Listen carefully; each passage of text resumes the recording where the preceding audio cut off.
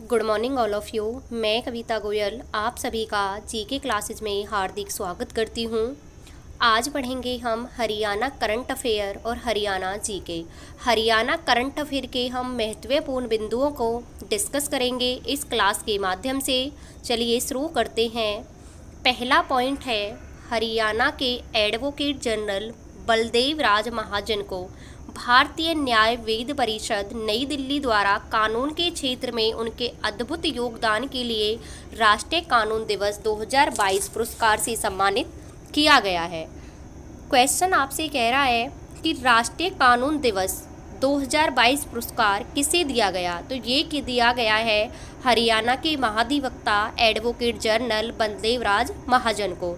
किसने दिया है? भारतीय न्याय वेद परिषद नई दिल्ली द्वारा किस क्षेत्र में, कानून के क्षेत्र में उनके अद्वितीय योगदान के लिए उन्हें यह पुरस्कार दिया गया है। किसे दिया गया है? बलदेव राज महाजन को। किस क्षेत्र में? कानून के क्षेत्र में। कौन सा पुरस्कार है? राष्ट्रीय कानून दिवस 2022 पुरस्कार से सम्मानित किया गया है। नेक्स्ट है, हिसार योग फेडरेशन ऑफ इंडिया के तत्वाधान में पंजाब योग एसोसिएशन की ओर से मिल्खा सिंह स्पोर्ट्स कॉम्प्लेक्स में फिरोजपुर पंजाब में 47वीं राष्ट्रीय योग प्रतियोगिता का आयोजन किया गया। इस प्रतियोगिता का आयोजन कहाँ किया गया था? फिरोजपुर पंजाब में मिल्खा सिंह स्पोर्ट्स कॉम्प्लेक्स में। और किया किसने था? हिसार योग फेडरेशन ऑफ इंडिया ने किया था। इसमें क्या था? पश्चिम बंगाल पहले स्थान पर रहा, हरियाणा दूसरे स्थान पर और झारखंड तीसरे स्थान पर रहा। तो हिसार योग फेडरेशन ऑफ इंडिया की जो प्रतियोगिता हुई थी उसमें हरियाणा कितने स्थान पर था? हरियाणा उसमें दूसरे स्थान पर रहा। और ये प्रतियोगिता हुई कहाँ पर है? मिल्खा सिंह स्पोर्ट्स कॉम्प्लेक्स फिरोजपुर पंजाब में। कौन से नंबर की है? 47वीं राष्ट्रीय योग प्रतियोगिता थी। नेक्स्ट क्वेश्चन है, हरियाणा के डिप्टी सीएम की चौटाला की पत्नी है मेघना अहलावत को भारतीय टेबल टेनिस महासंघ का अध्यक्ष बनाया गया है। तो भारतीय टेबल टेनिस महासंघ का अध्यक्ष कौन है? अब मेघना अहलावत, जो कि हरियाणा के डिप्टी सीएम दुष्यंत सिंह चौटाला की क्या है? पत्नी है। नेक्स्ट है, कुरुक्षेत्र जिले के पेहोवा कस्बे के व्यापारी हैं जिनका नाम क्या है? दीपक गर्ग। इन्होंने इंडिया बुक ऑफ रिकॉर्ड्स की ओर से आयोजित प्रतियोगिता में 1 घंटा 40 मिनट लगातार दौड़कर 15 किलोमीटर की दूरी के तय करके पहला स्थान प्राप्त करके एक नया रिकॉर्ड कायम किया है। तो किसने आयोजित करवाई थी प्रतियोगिता? इंडिया बुक ऑफ रिकॉर्ड्स ने। ये कहाँ के रहने वाले हैं? कुरुक्षेत्र जिले के रहने वाले हैं। पेशे से क्या है? एक व्यापारी हैं। नाम क्या है? दीपक गर्ग। इसमें इन्होंने 1 घंटा 40 मिनट तक लगातार दौड़ लगाई, जिसमें इन्होंने 15 किलोमीटर की दूरी तय की और पहला स्थान प्राप्त करके एक नया रिकॉर्ड बनाया है। नेक्स्ट है, चौधरी चरण सिंह हरियाणा कृषि विश्वविद्यालय हिसार के वैज्ञानिकों ने भिंडी की 3 किस्में हैं जो विकसित की हैं। उन किस्मों के नाम क्या हैं? पहली है हिसार उपहार, हिसार नवीन और हिसार उत्तम। ये किसकी किस्में हैं? ये आपकी भिंडी की किस्में हैं। किसने विकसित की हैं? चौधरी चरण सिंह हरियाणा कृषि विश्वविद्यालय ने इनको विकसित किया है। आपको नाम याद रखने हैं, हिसार उपहार, हिसार नवीन, हिसार उत्तम। नेक्स्ट क्वेश्चन है, नवीन एवं नवीनीकरणीय ऊर्जा विभाग को बिजली विभाग में शामिल कर नया विभाग बना दिया गया है जिसका नाम रखा गया है ऊर्जा विभाग। नेक्स्ट है, हरियाणा के हर जिले में आपात स्थिति में हेलीकॉप्टर की लैंडिंग के लिए हेलीपैड बनाए जाएंगे। ऐसा करने वाला हरियाणा देश का पहला राज्य बनेगा। आपसे क्वेश्चन पूछ रहा है कि कौन सा ऐसा राज्य है जो कि हेलीकॉप्टर के लैंडिंग के लिए हर जिले में क्या बनाएंगे? हेलीपैड बनाएंगे। तो ये हरियाणा ऐसा पहला राज्य है जो कि अपने हर जिले में हेलीपैड बनाएगा। और इन हेलीपैडों पर क्या होगा? आपातकाल में हेलीकॉप्टर की लैंडिंग की जा सकेगी और रात के समय भी यहाँ पर लैंडिंग हो सके, इसके भी क्या किए जाएंगे? इंतजाम किए जाएंगे। नेक्स्ट है, देश के 10 बड़े राज्यों में प्रति व्यक्ति जीएसटी कलेक्शन के मामले में हरियाणा प्रति व्यक्ति 3028 रुपये की कलेक्शन के साथ सबसे ऊपर रहा। दूसरे नंबर पर महाराष्ट्र रहा 2051 रुपये की कलेक्शन के साथ, और तीसरे पर कौन रहा? गुजरात 1568 रुपये के कलेक्शन के साथ। तो 10 बड़े राज्यों में हरियाणा कौन से स्थान पर है? पहले स्थान पर है प्रति व्यक्ति जीएसटी कलेक्शन करने में। नेक्स्ट है, हरियाणा के राज्यपाल बंडारू दत्तात्रेय ने पूर्व आईपीएस अधिकारी पी लाल द्वारा लिखित पुस्तक सरस्वती नदी दी आर्यंस नामक का क्या किया गया है? विमोचन किया है। तो पुस्तक का नाम क्या है? सरस्वती नदी और दी आर्यंस। लेखक कौन है? पी लाल है, जो एक आईपीएस अधिकारी हैं। विमोचन किसने किया है? हरियाणा की राज्यपाल हैं बंडारू दत्तात्रेय। इन्होंने क्या किया? इस पुस्तक का विमोचन किया है। और इस पुस्तक में किसके बारे में जानकारी मिलती है? तो इस पुस्तक से हमें प्राचीन भारतीय इतिहास को शामिल किया गया है। इस पुस्तक में प्राचीन भारतीय इतिहास के बारे में हमें जानकारी मिलती है। नेक्स्ट है, हरियाणा के घरौंडा की दिव्यांग आयुषी ठकराल ने असम के गुवाहाटी में पैरा स्विमिंग चैंपियनशिप में बेस्ट स्विमर की ट्रॉफी के साथ साथ 3 स्वर्ण पदक जीते हैं। ये कहाँ की रहने वाली हैं? करनाल की घरौंडा की रहने वाली हैं। नाम क्या है? आयुषी ठकराल। प्रतियोगिता कहाँ हुई थी? असम के गुवाहाटी में। पैरा स्विमिंग में इन्होंने 3 स्वर्ण पदक जीते हैं और बेस्ट स्विमर की क्या जीती है? ट्रॉफी अपने नाम इन्होंने की है। नेक्स्ट है, हरियाणा साहित्य अकादमी के निदेशक हैं जिनका नाम है डॉक्टर चंद्र त्रिखा। ने पंचकुला में एक साहित्यकार हैं जिनका नाम है डॉक्टर संतराम देसवाल। उन्होंने एक पुस्तक लिखी है, पुस्तक का नाम है कंक्रीट के जंगल में। इसका लोकार्पण किया है, यानी कि इनका विमोचन किया है किसने? डॉक्टर चंद्र त्रिखा ने, जो कि हरियाणा साहित्य अकादमी के निदेशक हैं। पुस्तक का नाम है कंक्रीट के जंगल और लिखी किसने है? डॉक्टर संतराम देसवाल ने। हरियाणा संस्कृत अकादमी द्वारा वर्ष 2021 के लिए गुरु विरजानंद आचार्य सम्मान स्वामी प्रसाद मिश्र को, विद्या मार्तंड पंडित सीताराम शास्त्री आचार्य सम्मान करनाल की श्रीमती अंजू वाला को दिया गया है। जो गुरु विरजानंद अवार्ड है वो किसको दिया गया है? गुरु विरजानंद अवार्ड दिया है स्वामी प्रसाद मिश्र को। वहीं पर विद्या मार्तंड पंडित सीताराम शास्त्री आचार्य अवार्ड किसे दिया गया है? करनाल की हैं जिनका नाम है श्रीमती अंजू वाला। इनको दिया गया है हरियाणा संस्कृत अकादमी की तरफ से। नेक्स्ट है, यमुनानगर जिले के गांव अलवर निवासी राहुल कंबोज जर्मनी में क्या बने हैं? सांसद बने हैं। जर्मनी में सांसद बने हैं। नाम क्या है? राहुल कंबोज है। और कहाँ के रहने वाले हैं? यमुनानगर से इनका संबंध है। आरबीआई द्वारा जारी विकास दर मामले में हरियाणा 8वें नंबर पर रहा है। आरबीआई ने एक रिपोर्ट जारी की है जिसका नाम है विकास दर। उसमें हरियाणा कौन से नंबर पर है? उस पर हरियाणा 8वें नंबर पर है।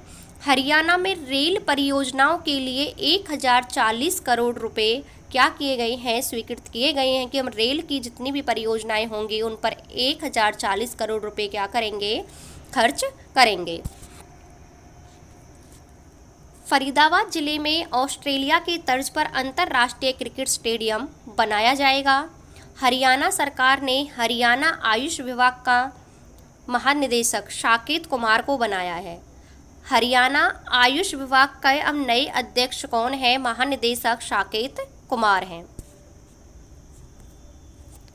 राष्ट्रपति द्रौपदी मुर्मू ने 29 नवंबर 2022 को कुरुक्षेत्र से हरियाणा रोडवेज में ई टिकटिंग प्रणाली का शुभारंभ किया है।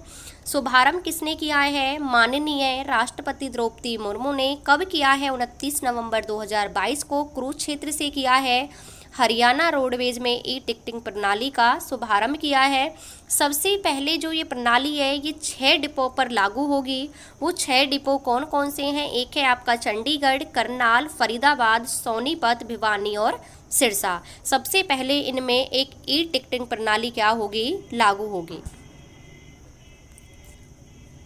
अब देख लेते हैं हरियाणा के कुछ प्रमुख अभिलेख। अभिलेख से हरियाणा के एग्जाम में 1-2 क्वेश्चन पूछे जाते हैं।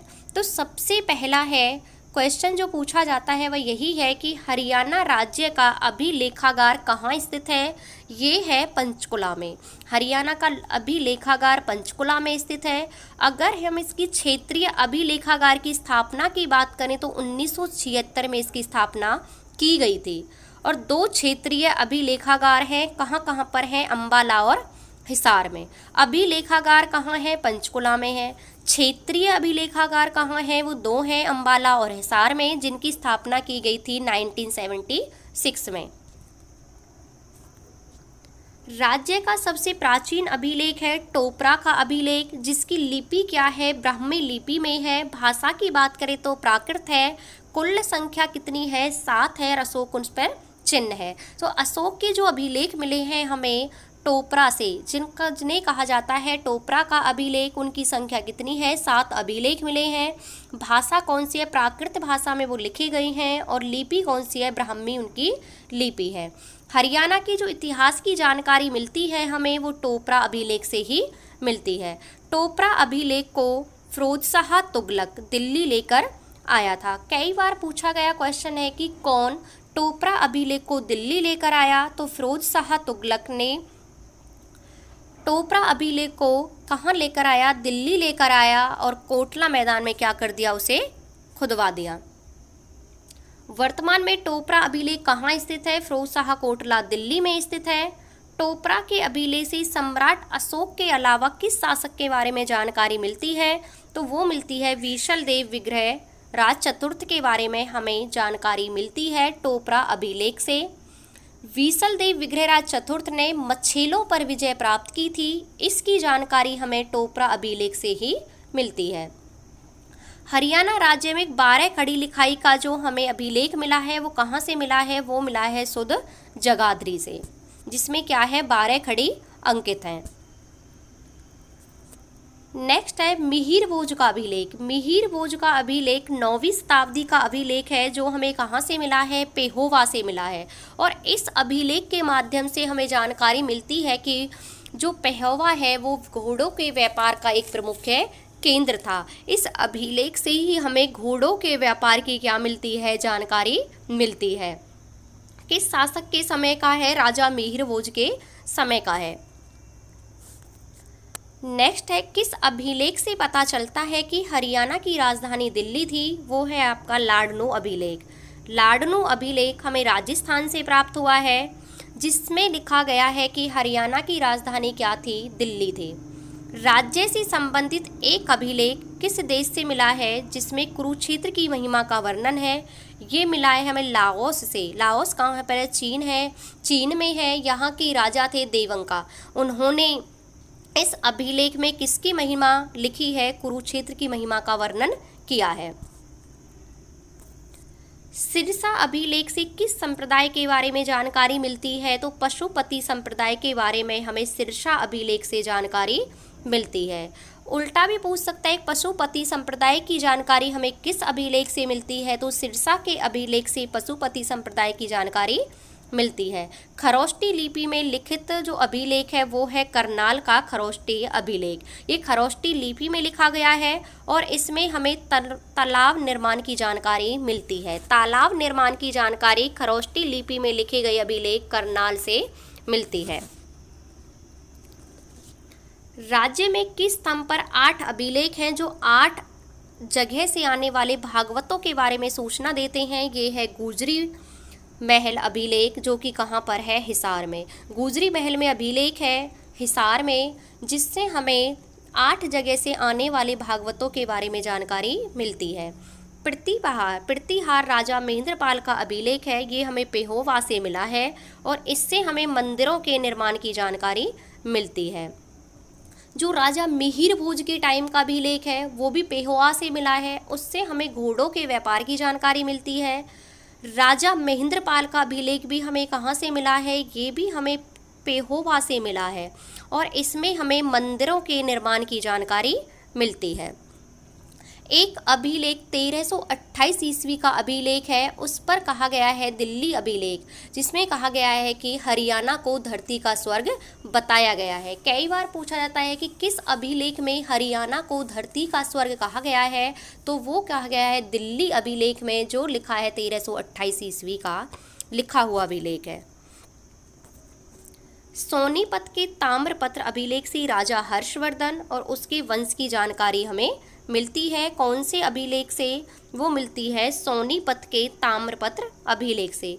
हर्षवर्धन और पुलकेशियन द्वितीय के बीच एक युद्ध हुआ था नर्मदा नदी के तट पर, जिसमें क्या होता है, हर्षवर्धन की हार हो जाती है, पुलकेशिय द्वितीय की क्या होती है, जीत होती है। तो इस युद्ध की जो जानकारी हमें कहाँ से मिलती है? ये मिलती है हमें ऐहोल अभिलेख से। ऐहोल अभिलेख को रवि कीर्ति जैन ने लिखा है और इससे हमें हर्षवर्धन और पुलकेशियन द्वितीय के युद्ध के बारे में जानकारी मिलती है। पृथ्वीराज चौहान का अभिलेख हमें हिसार हांसी से प्राप्त हुआ है।